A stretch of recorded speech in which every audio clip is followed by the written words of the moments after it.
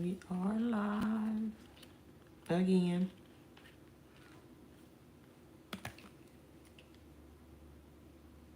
Good evening. Welcome in. Welcome in.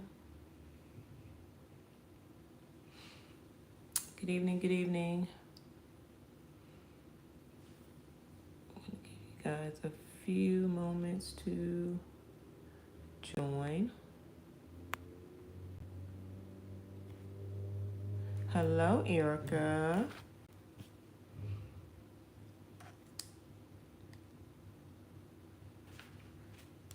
Give y'all a few moments. Our lesson tonight is not as long as last week. We're gonna kind of hit it and quit it. So yeah, it's 7:35. Okay, let's get it. All right, so real quick, I just want, first of all, good evening. Thank you for joining. Self-Publishing 101. This is week 2 for us. For anybody new joining, I'm Sophia Latrice, self-publisher. I've been self-publishing almost 10 years now. I have 17 works that I have self-published. You too, Jaleesa. Thank you. That I have published over the last 10 years. I've also done some ghostwriting for some people. Do I know everything there is to know about self-publishing? No. Do I know enough? Yes. I know enough to get you started, and all you have to do is get started, and then you go on your own. You'll know, you'll see the more you create something, the more information you'll learn, and then the better you'll get as you're doing it. So yeah. Also, guys, please make sure that you are checking your spam folder for your emails. I do send out emails periodically. A few of you missed it or you didn't see it until the last minute. Check your spam, especially if you have Gmail. Make sure that you're checking your spam because those messages tend to go into your spam account.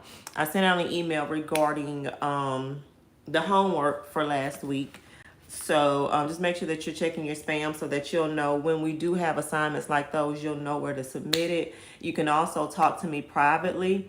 And then because I told y'all I'm not on social media a lot, I get on and I get off. So if you can't reach me on social media, you can meet us in our Google Classroom, which is the email that I sent out last week about how you can submit your homework. All right, so just make sure you're checking your spam for that. So, just a few things about your homework, about your outlines. I was so very pleased with you guys' work.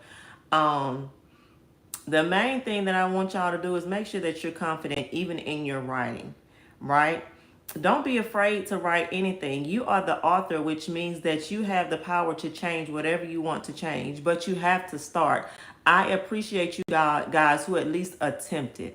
If you attempted, hey, you got a passing grade in my book.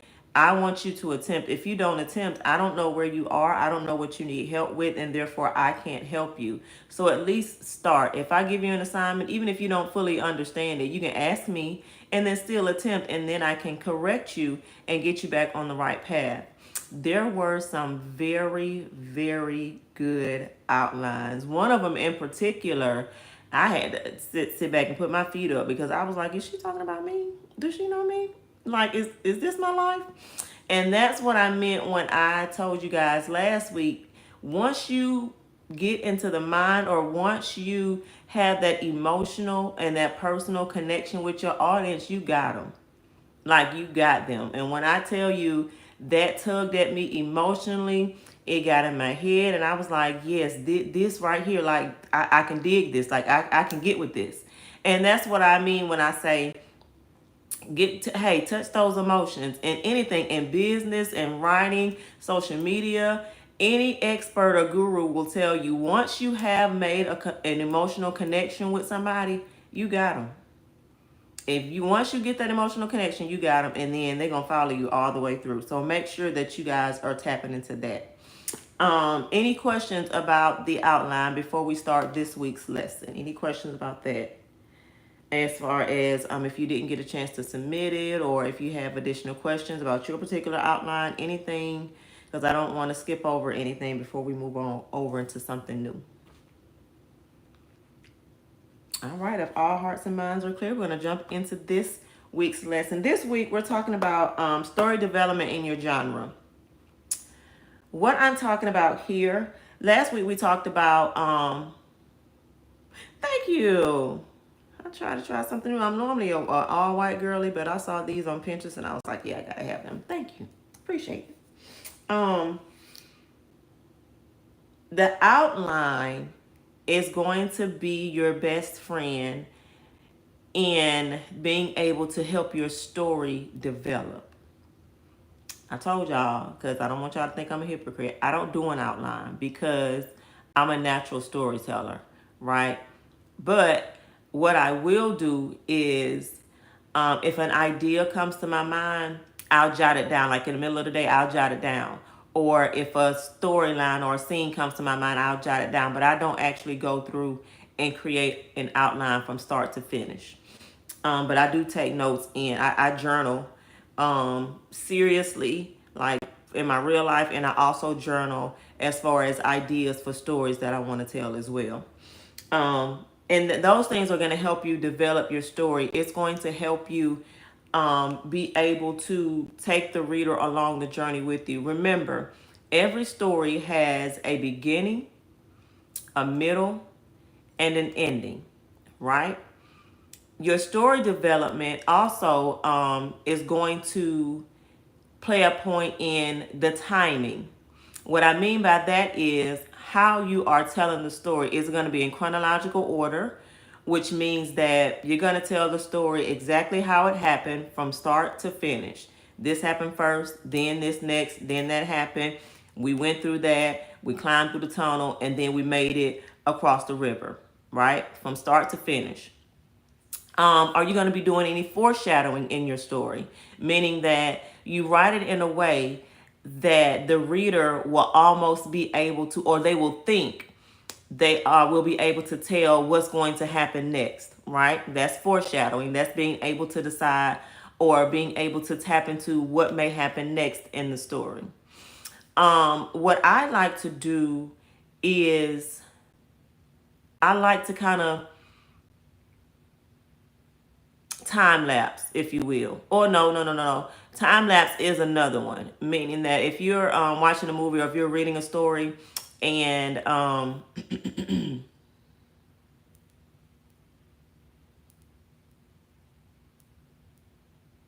good question. I'll answer that in just a minute, Charity. Time lapse.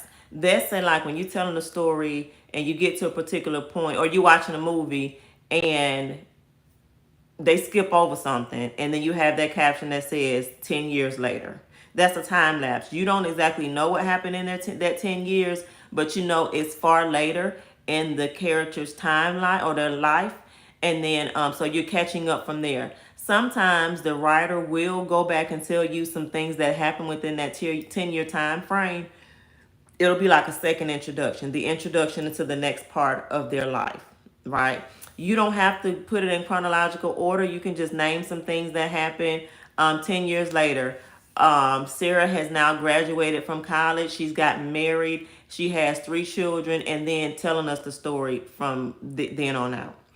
What I like to do sometimes, remember I told y'all last week how somebody will put you in the middle of a story, like they'll start the story off in the middle and then go back to the beginning and tell you what happened. I tend to do that a lot. But in my introduction, I still lay out what's going to happen in the story, the point that I'm trying to prove. But in chapter 1, I'm starting you in the middle of the story. It's like, this is where I am, but let me go back and tell you how I got there. Does that make sense?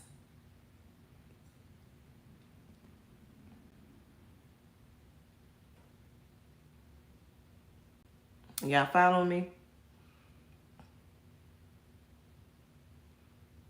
Great. Okay. So those keep that in mind as well. Where are you or how are you going to tell the story in terms of the timing? We're going to do it in order.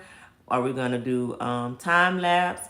Are we going to do futuristic? Are we going to start you in the middle and then bring you back to the beginning? You need to decide that as well. So that, again, these are things that you need to know so that you don't use the reader. Um, you need to know this so that you can transition into it and not just throw them into it, and they're lost. One of the hardest stories that I've ever read, is the book Beloved by Toni Morrison. I had to read it for an assignment in like the 10th grade, I think it was. I hated it. Hated the book because she didn't tell us where we were in the story. It was like, it was confusing for me. I I'm like, what, ma'am, what are you talking about? Because you think you know it, but then something else happened. It's like you back at the beginning of the story. But once I saw the movie, I kind of understood it a little better. But that book, it threw me for a loop. I ain't that kind of reader, ma'am. Like, I didn't know what part of the story I was in, what was going on, who was doing what to it. And then she also does a lot of imagery, meaning that what she's talking about is not what's really happening in the story. The person is just having a flashback and she's imagining that it's happening, but she didn't tell us that that's what's going on. And the only reason how I figured out that's what was going on is because I saw the movie. And when the character would do it in the movie, I'd be like, oh, this is what she meant when she did. But that's not a book that I would ever pick up again. And it's simply because I'm not that type of like, I can't get with it. Yes. I was like, no, I ain't gonna even, no, ma'am. No, and I just told the teacher I couldn't understand it. Don't ask me nothing about what I didn't know. And she told us that it was a hard read, but no, ma'am. Don't give me that no more. So, in your story development, you need to make sure that you're the expert in the subject matter of your story, even if it's fiction, even if you're creating a made up place. You need to make it sound so real and be so detailed and be such an expert that people will assume that it's real. People will do like I did last week and look up where the city is located and see if it's really a place. You need to be the subject matter expert on the story that you're telling, even if it's a real place. If you're, I think I wrote about Atlanta. I think one of my stories was placed in Atlanta. I've been to Atlanta once or twice, but I don't really know the city like that. But I researched, found out different landmarks in the city, restaurants, stores, streets, popular neighborhoods, things like that. You can Google that. Social media has a lot of information. The library, I believe a lot of libraries are still open. You need to make sure that you're doing the research to make sure that you're not being too, it's not sounding too far off. And then again, people like to hear about things that they know about. People like to feel like they're in the story. Um, what was the movie with T.I. ATL? A lot of the people who watched it enjoyed the fact that they talked about the skating rink. That's a popular thing in Atlanta. So when they brought out that element, although they named it, they gave it a different name than what the original skating rink was named. They appreciated the fact that the movie shed light on that particular place, which isn't a part of the hood. You know what I'm saying? So don't be afraid to go there. Don't be afraid to go down to the hood. Don't be afraid to go to everything don't always have to be glitz and glamour. We can go down to the gutter too, but there's a way that you can do that. If you're going to do that, just make sure that you are keeping in with the same tone of the story. Now, the title of our lesson tonight, I said, who are you talking to? What I mean by that is, what is your target audience? This is one of the things that people struggle with when even in business, when you say, okay, you got to find your target audience. We don't mean stand outside or go sit on the porch and go to the store and find people. We mean, who are the people that you're trying to connect with, right? Who are you writing your story for? What's the type of person that you would like to um, read your story? What are their age range? Where do they hang out at? What do they look like? What do they talk like? What language do they speak? Right? Do they speak slang? Are they prissy? Are they uppity? Um, Are they poor? Are they rich? You know what I mean? Imagine your reader. What would you like them to be doing while they're reading your story? Is this a type of story for the girly who likes to sit down with a glass of wine and with her candles lit and reading a story? Is this the type of person who likes to read in the bathtub? Like, what is the lifestyle of the person that you want to read your book, right? Write that down. Write that down. Where do they hang out? Who are they? What do they look like? What is their annual salary? Like, what's their income? Those things matter because you're going to need to be able to speak the language of those people, believe it or not. And when I'm talking about your word choice, I'm talking about if you want to speak slang, that person may speak slang, but what type of slang are they speaking, right? So that's something that I want you guys to focus on for this week, finding your target audience. And it may mean going out to the store and looking and seeing what type of people that you want to read the story. For instance, you wouldn't want to present your science fiction novel to a girl that is entering into her soft girl era. She ain't got time for that. She don't want to hear that. She trying to be soft. She don't want to mess with no FBs right now. She just got out of a relationship. She decided to focus on herself. She ain't trying to hear nothing about no sci-fi, right? She wants something about relationship, preferably those that talk about men real bad because she's sick of them. You get what I'm saying? Those are the types of things that you need to do. Scroll on TikTok, Facebook, Instagram. Look at those girlies. Where do they hang out? Right? The girlies who like to read, what do they do? Where are they? Go to the bookstores. See what people are picking up. See if you see the type of person that you want to read your book. Now don't go, don't go tapping these people on the shoulder, but just get a visual of what those people look like who hang out at bookstores, because that may be somewhere that you want to promote your book. So if the crowd that you're trying to reach does not hang out in the bookstore in your local area, you may have to travel somewhere else. You see what I'm saying? Yes, there are times where you'll be able to break ground and bring those people to you, but when you're first starting out, you'll need to go to them. Social media is an excellent place to start. When I first started years ago, like I said, I already pretty much had a following because people knew me from speaking at church, from doing local conferences and things like that. So when I started to put little stuff out on Facebook, was my primary source at that time. I would do like little poems here and there. Every now and then I would just show off my creativity just to kind of get them on the hook and get people telling me, girl, you need to write a book. Girl, I didn't know you could do that. Or I didn't know you knew how to write. I was writing Easter speeches for people at church, for people churches, writing out Easter plays. So things like that. Those are things that you can get into as well. I would not put anything now, social media does have a clause to where it does protect your intellectual property if you can prove that you posted it first, right? I wouldn't put your whole book on there. I would just maybe put little snippets. Again, if you're into poetry, write a little poem and put it out there. Just kind of express what you're feeling, or love poems. It's just different things to let people know, hey, I write. I write. So they can be looking forward to something that you may be ready to put out, right? Is everyone still following me?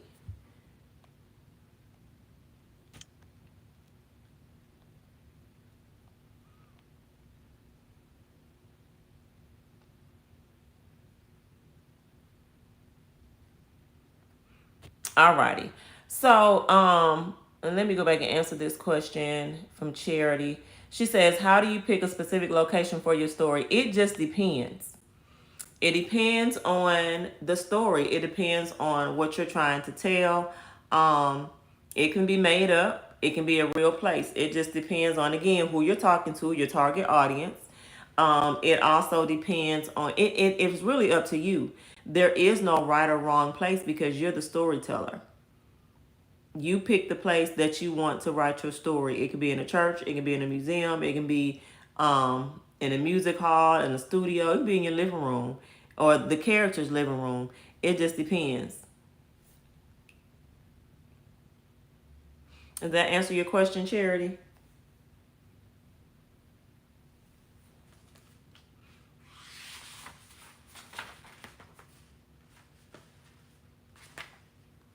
You're welcome. Okay, so like I said, I didn't have a lot to talk about because I want you guys, this week's focus is on our target audience. We have to know who we're talking to in order to be able to talk to them. You would not go to a French speaking restaurant and speak Spanish. They're not gonna know what you're saying. You wouldn't go to a room filled with English speaking people and start speaking Portuguese. They're not gonna understand what you're saying. That's what I mean by what language are you speaking. You need to be able to speak their language. You need to be able to talk how they talk because you have to be able to draw them in. If you, even with your characters, if your character is a French person, not story development genre. Well, that's a part of the story development. The main part of the story development is you being an expert in the subject matter. Part of the subject matter is knowing how to talk, knowing who you're talking to. So the development of your story is going to play out in who are you talking to, because you can't develop a story and you don't know who you're talking to. So that's one of the main things in your story development. Like the person that caught me off guard today, I don't know if she meant to touch me or somebody, like I don't know who her target audience was, but she caught me, right? And because she caught me, I was able to give her some notes to help her develop the story out, to make sure that she carries the story out. Stay right there, dig into those emotions because it's a very popular story. It's a story that's happened in the past, it's the story that's happening now, and it's a story that's going to happen in the future. So now you know the language, now you know who you're talking to, now you know the type of people that are going to pick up on that, and you can develop the story out better. I wouldn't go again to a French restaurant and ask them for apple. I don't even think French restaurants sell apple pie. That's an American dish. You know what I'm saying? Like I wouldn't go there and ask them for an American dish. We don't make that, ma'am. We don't make that here. How you gonna ask for something we not even cooking that here? You know what I mean? So in your story, when you're developing it out, you need to make sure it's something that your audience is cooking up. Man, we don't make that over. What are you talking about? Where did that come from? That's why I said you need to make sure that you are an expert in the subject matter. You need to make sure that if you are going to be talking about a real place, you research that place, right? If you are going to have a made up place, make it sound as real as possible. Atlanta is a very popular place right now. A lot of entertainers are moving there from the West Coast. They're moving out to the East Coast. You know what I'm saying? So that's a very popular place. If you want to go up in the mountains, go up to Colorado, but make sure that you are researching that place so that you'll know the type of people that are there, and it's going to help you develop your story.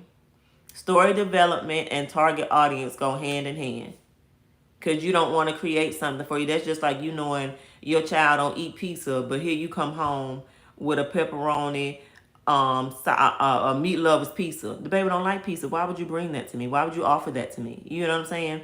So that's what I mean by being the subject matter expert. It's going to help you develop the story. It's going to help you cater to the people that you're trying to reach. It was a lot, but I hope I was able to answer your question. Any other questions? Any other questions? As far as the genre,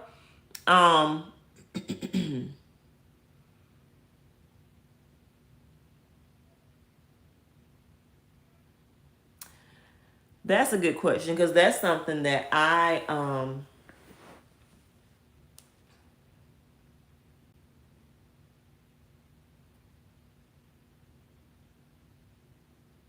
so for me, I have done both fiction and nonfiction, right? I have those people who are going to buy both. I have those people who are only going to buy my nonfiction because it's primarily dealing with things that are spiritual. I have people that are only going to buy my nonfiction things because they're a little ratchet. It's okay. They all a part of my reader family. What I would say is the main thing is to be true to yourself. I'm holy. I'm a little ratchet. You know what I'm saying? I'm trying to, get on over all the way, look more on the holy side, you know what I'm saying? But we need that ratchet sometime to help protect us, right? Be true to yourself. When you are true to because people know when you fake it. When you are true to yourself, it will show in your writing, and you will be able to attract the people that are meant to be in your circle, who are going to be a part of your reader family. Again, your target, like you may start off with 10 or 15 strong that's gonna rock with you. Keep putting it. If you are wanting to stay in that same genre, continue to be true to yourself. Continue to make sure that you're putting out good material, because they're going to come regardless. When you're putting out good material, you don't have to worry about new people coming. You really don't. Now, to be completely honest with you, it's not the new people that you have to be concerned about. It's them that's been rocking with you for years, because sometimes they want something new. They want something different. But that ain't what I do. You know what I'm saying? And it's going to be up to you at that point if you want to pivot and try something else, or if you want to stick to what you've been doing. Case in point, one of my favorite singers is Mary J. Blige. Like, you can't tell me that ain't my auntie in real life. So when Mary was going through drama, when Mary was drama Mary, like all the women who was going through hell and back was riding with Mary. It was rocking with her. What's the 411? My life. Share my world. All that good stuff. When Mary decided she didn't want to be that kind of Mary no more, a lot of people got upset. Because she was basically like, I'm tired of singing about fighting. No more drama. I don't want no more drama. I'm sick of that. I'm tired of the toxic lifestyle. I don't want to live that lifestyle anymore. That's not me. I've progressed and I've changed into somebody else. I have grown up, right? And now I'm doing something different with my life. Either you gonna rock with me, or you can go on back over there with somebody else who's still with the drama. That's kind of the mindset that you have to have.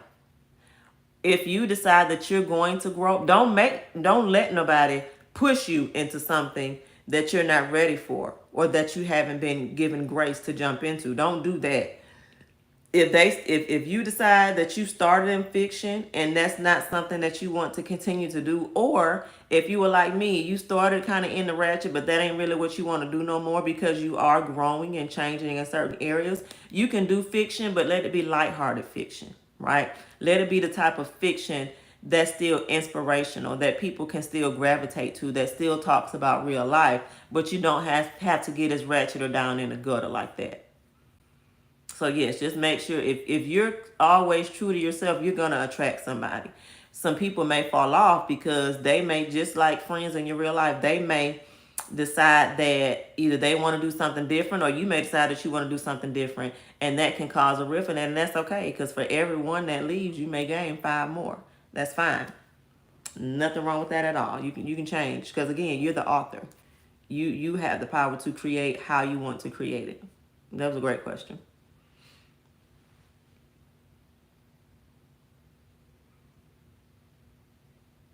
Of course. Of course. Absolutely. Absolutely. Um, I wouldn't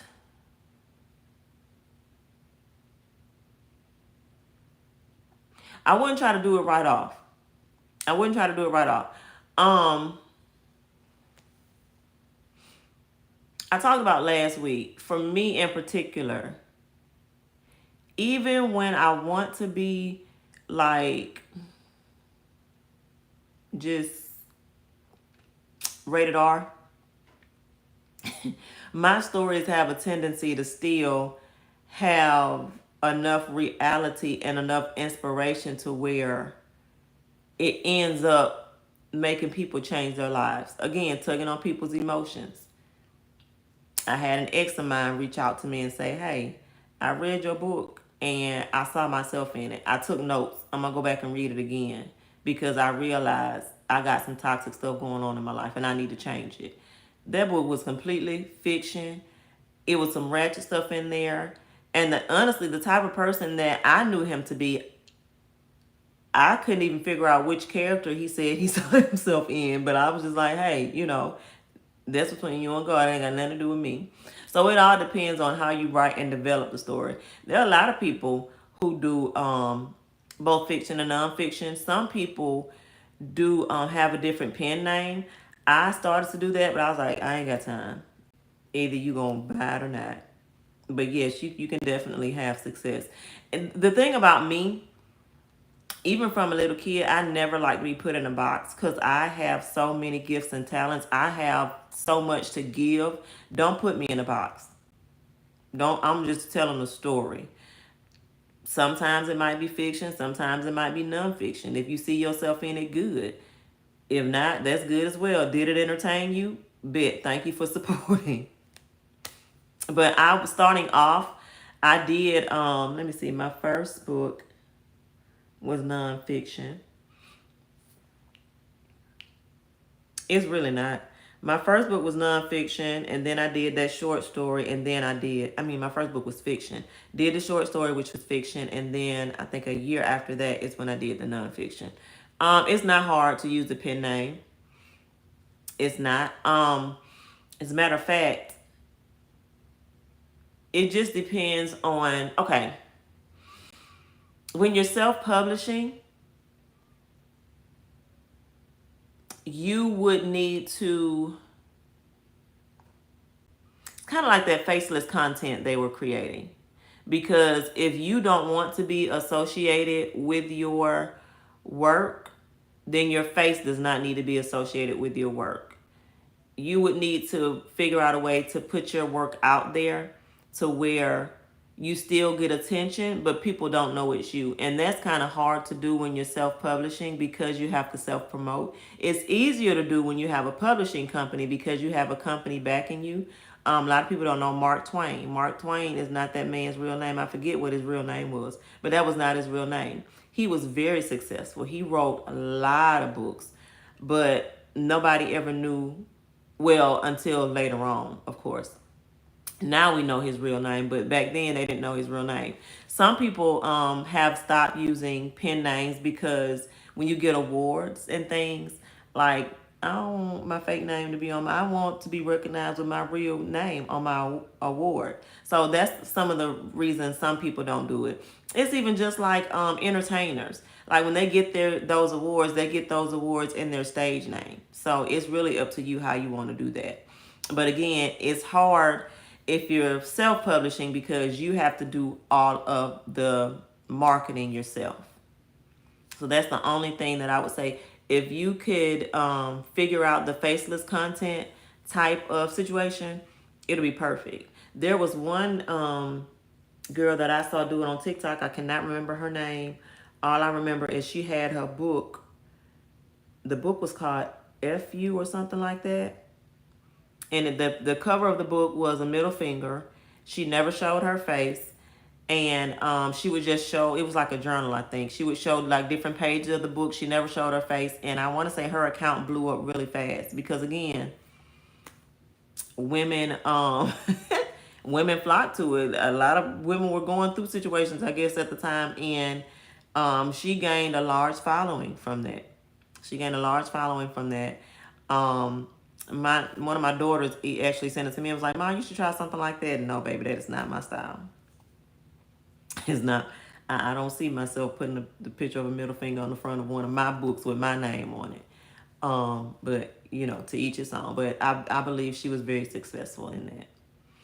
So it's really up to you how you want to do it. You have to be very, very, very creative when you're self-publishing because, again, you don't have that backing behind you. Now, if you decided to go into to a publishing, if you decide to get an agent later on and go to a publishing company, of course, you wouldn't be able to bring your old works with you unless you redid them. But you're welcome. You would be able to start your new work, and then just let them know that you want to use a pen name. Of course, all your checks and stuff are going to come in your real name, but anything that you put out is going to be in your pen name. That's a very good question. Very good question. Any more before we wrap it up for the evening? Any more questions before I give you guys your homework assignment? And remember, homework assignments, you can turn those in our Google Classroom. Alrighty. So, of course, as we talked about, target audience. You lie. Okay, Jaleesa, what's your question?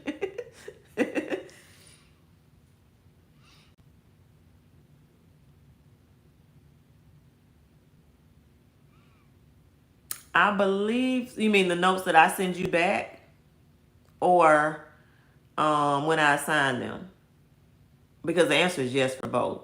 You should be able to see um, you should be able to see the assignment, and you should also be able to see the notes that I send back to you. It's going to be a private note. Nobody will be able to see it except for you and me. Once I give my notes, I return them, because like I said, I'm all about integrity. I'm going to return your work back to you. I was going to try to write the notes on the papers, but I couldn't find my stylus, so I just typed them in the comments. So you should be able to see those comments as well. So yes, you should be able to see the assignment as well as the notes that I send you back.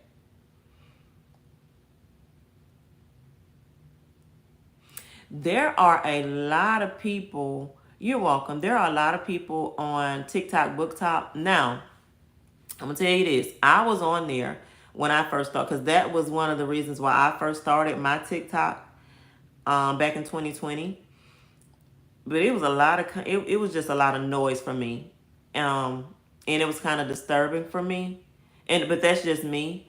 I don't like to be a follower. I don't like to be a part of anything that disrupts my peace, even those groups. So I would say now, to be honest with you, I'm not on Facebook anymore. Yeah, they do a lot. I'm not on Facebook anymore, but I did find some decent Facebook groups. TikTok is a little different because you can actually form the groups. It's a community, and you can put it in the search bar under Book Talk. I think there's also one called Black Book Talk or Black Author or something like that, where there's a group of Black authors. But urban fiction, baby, there is some money to be made. They love it, especially the erotica ones. Those get a lot of attention. Um, yeah, erotica ones and the Black urban get a lot of attention over on Black Book. I think it's Black Book Talk or Black Talk or something like that. But yes, that's definitely something that you can get in. Yes. They do a lot, and I was just like, nah, this ain't the community. This ain't the community for me. I'll Google, or I'll get on YouTube and find. You're welcome. I'll get on YouTube and find some stuff. But as far as on TikTok, yeah, they do a lot. They do a lot. They do a lot. Again, I'm not on Facebook anymore, but when I was on there, they had some decent groups. People were very helpful in giving you resources. Um, they were very helpful in terms of providing feedback. Like, you can send like a little snippet of an idea or a little snippet of your story, and people were really good at giving feedback. Things that you may want to change, things that you may want to think about. So that's one of the things that I did enjoy about being on Facebook. I just don't like Facebook because a lot of times it's people from your hometown, and if people from your hometown keep up a lot of mess, like, you have to get through that to get to where you're trying to be. And I just washed my hands of it. But yeah, YouTube is a great resource. You're going to find all kinds of resources on YouTube, Google, and your library, your local library. Don't give up on the library, y'all. They still have great resources. You can go in there in the library and look at the urban fiction section, see what their book covers look like. You can even ask the librarian about how many, like, what's the the statistics on the amount of urban books that get checked out in your area. You can talk to them about how to get your book in the local library, right? You don't just have to have them online or in a bookstore to where they sell them. You can have people written them out at the library. That's great as well. Yeah, definitely don't give up on your local libraries. All right, so the assignments you guys should have foreshadowed and figured it out. We're gonna find our target audience, right? We're gonna decide who they are. So I need you to find out who they are, what is their language, where they are,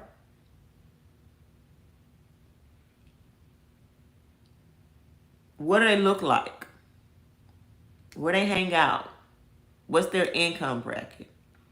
Those are the things that I need you. Again, this is not information that you are just going to find if you haven't already built an audience, because this right here will be our thesis, right? This is what we're trying to find out. We're trying to find out where the people at that we looking for. You have to already have an idea of the person you see being entertained by your book. Tyler Perry, his audience, a lot of people give Tyler Perry a lot of flack, but Tyler Perry knows his audience. He knows that his movies and his plays are going to be watched by the majority of black women who have had failed relationships with black men, and they're probably going to be middle-aged women. They're going to be women who have experienced life. He has told a lot of his stories based off of his aunt's and his mom's life. So those are the people he's trying to reach. He knows where to find them. They're going to be in the black community. They're going to be in the urban community. And even if they've moved out of the urban community, they may be up in the suburbs, but they still got that in them, right? They still go through the same struggles. That's what I want you guys to do. I want you to tell me, who do you see reading your book? Hey, do not sell yourself short.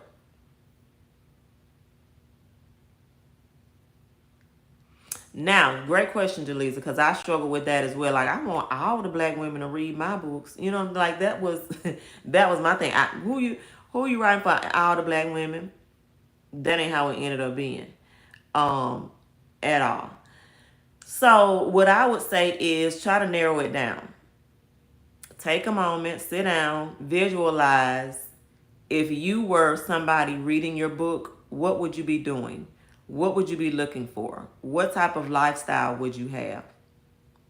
Because again, even though we want everybody to be able to read our books or watch our movies or plays or what have you, we have to have a general idea of who we're speaking to begin with. It's not to say that it's not going to roll over into something else, but to start off, we have to have a general idea of who it is that we are trying to talk to. And the reason being is because we need to try to talk to them. We need to know how to talk to them. You wouldn't talk to a 5-year-old the way that you would speak to a 25-year-old.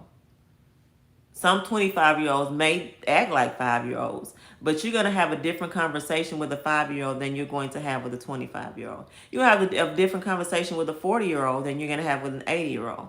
That's what I mean. You need to know what type of conversation you're going to have with this person. So whatever is in your book, whatever storyline that you want to put out, who do you want to reach? What is that small section of the earth that you want to reach first, and then be able to roll over into something else? Now, again, this may not be who ends up reading your book. It could be completely different. Once you actually put it out there and get feedback, it could be completely different. But to start off, who are you talking to? Who are you trying to reach? What point are we trying to get across? This is going to help you in your marketing, which is what we're going to be talking about. Not next week. We have the next. This is going to help you in your marketing because, again, You're not going to talk to a 5-year-old the same way that you talk to a 25-year-old, the same way you talk to a 4-year-old, or the same way you talk to an 80-year-old. You're not going to speak the same language to a French person as you would to somebody who speaks Portuguese, somebody who speaks Spanish, somebody who speaks Italian. Like, although you need to be able to talk to all those people differently. So even though you may want to go to the whole world, that's fine. Let's narrow it down. Who is the person that you see? Like, I'm writing a book, which every woman really, but every woman could relate to it. However, there's a certain demographic that I want to reach because I feel like they will benefit from it better. Now, while I feel like in an age like 25 to 40, even though I feel like that's who may benefit from it better, I don't know what's going on with 40 and over.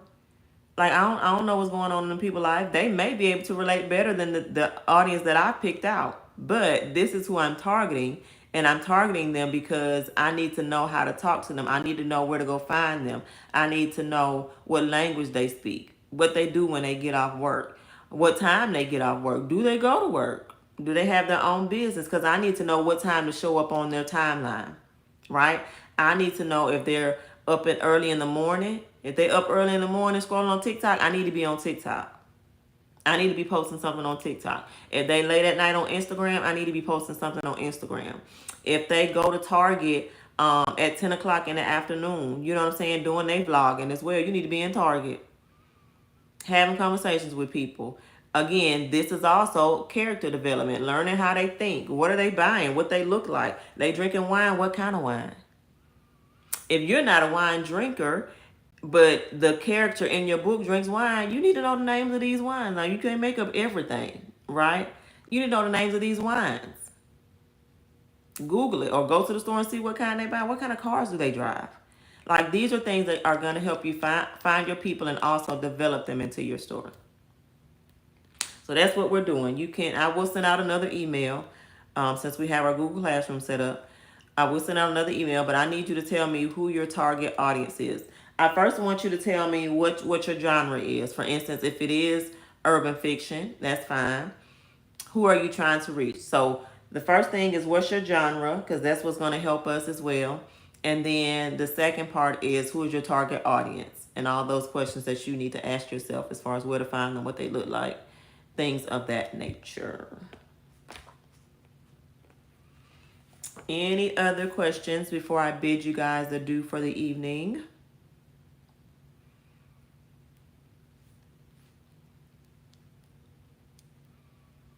Yes, no, maybe so. Okay, well, if all hearts and minds are clear, we will bid you all good night.